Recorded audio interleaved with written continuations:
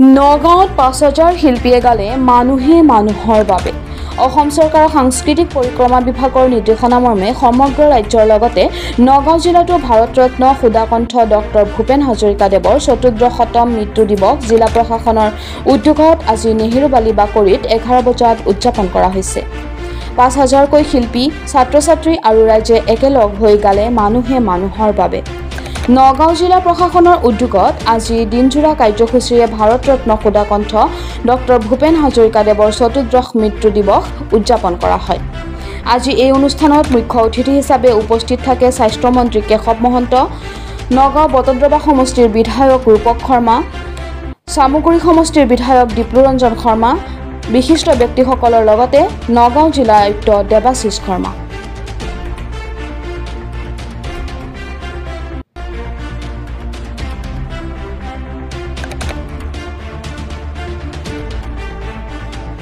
আৰু লগতে জন্ম শতবৰ্ষ আমাৰ অসম চৰকাৰে জন্ম শতবৰ্ষটি বছৰজোৰা কাৰ্যসূচীৰে লৈছে আৰু জন্ম শতবৰ্ষৰ শুভ উদ্বোধন মাননীয় প্ৰধানমন্ত্ৰী নৰেন্দ্ৰ মোদী ডাঙৰীয়াই কৰিছিলে। আৰু আমি গোটেই ৰাজ্যজুৰি বিভিন্ন কাৰ্যসূচী গোটেই বছৰটো আছেই।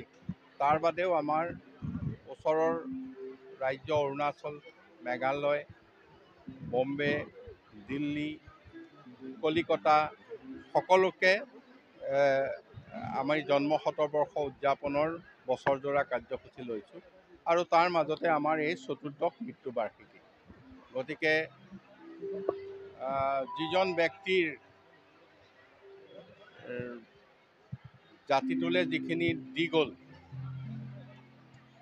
বিভিন্ন সন্ধিক্ষণত তেওঁ একোজন দিশ নিৰ্ণায়ক পুৰুষ হিচাপে থিয় দিছিলে। সকলোৰে মনত আছে অসম আন্দোলনৰ সেই জোৱাপুৰে ৮৩ৰ কথা। ঠিক তেনেকৈ জাতীয় জীৱনত তেখেতে দি যোৱা যি অৱদান, সেই অৱদানে জাতিটো যুগ যুগলৈ জীয়াই ৰাখিব। তেনে এজন মহান ব্যক্তিক ডক্টৰ ভূপেন হাজৰিকাক আমি সহস্ৰ শ্ৰদ্ধা জনাইছোঁ, প্ৰণাম জনাইছোঁ। একেবাৰে নুশুনিবা আজি চাওক, আজি এজন অসমবাসী হিচাপে, এজন অসমীয়া হিচাপে আজি এই অনুষ্ঠানত উপস্থিত থাকি গৌৰৱ অনুভৱ কৰিছোঁ। প্ৰয়াত ভূপেন হাজৰিকা ডাঙৰীয়া ভাৰত ৰত্ন, যিকেইজন ব্যক্তিক লৈ আমি অসমে নিজকে বিশ্ব দৰবাৰত চিনাকি দিওঁ, তেনেকুৱা এজন ব্যক্তি প্ৰয়াত ডক্টৰ ভূপেন হাজৰিকা ডাঙৰীয়া জন্ম শতবাৰ্ষিকী চলি আছে। ৰাজ্য চৰকাৰে ব্যাপকভাৱে আজি পালন কৰি আছোঁ। আজি নগাঁও জিলা প্ৰশাসনে খুব এটা আৱেগিক, খুব এটা সুন্দৰ অনুষ্ঠান আয়োজন কৰিছে। ছাত্ৰ ছাত্ৰীসকলৰ ইয়াত উপস্থিত হৈছে। ছাত্ৰ ছাত্ৰীসকলে খুব সুন্দৰভাৱে মানুহে মানুহৰ বাবে গীত পৰিৱেশন কৰিছে।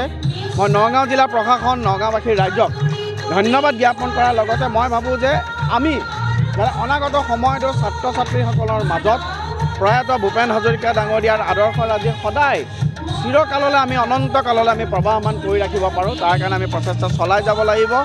প্ৰয়াত ভূপেন হাজৰিকা ডাঙৰীয়া আমাৰ কাৰণে সাহস আছিল, গণজীৱনৰ সাহস আছিল। তেখেত নাই যদিও তেখেতৰ সাহস লৈ আমি অসমীয়া জাতিয়ে অনাগত সময়ত জীয়াই থাকিব লাগিব। আজিৰ দিনত এইটো আমি প্ৰতিশ্ৰুতি ল'ব লাগিব। অসম চৰকাৰখনে আজি এটা নজিৰ সৃষ্টি কৰিছে।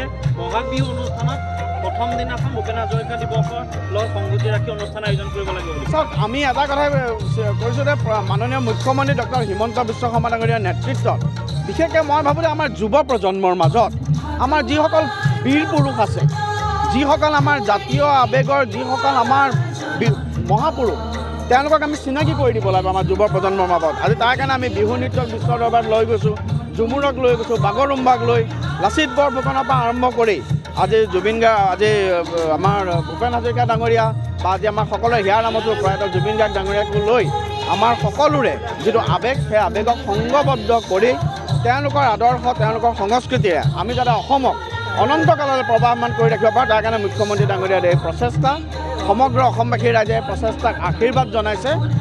এই অসমৰ শক্তি বুলি মই আজিৰ দিনত অনুভৱ কৰোঁ।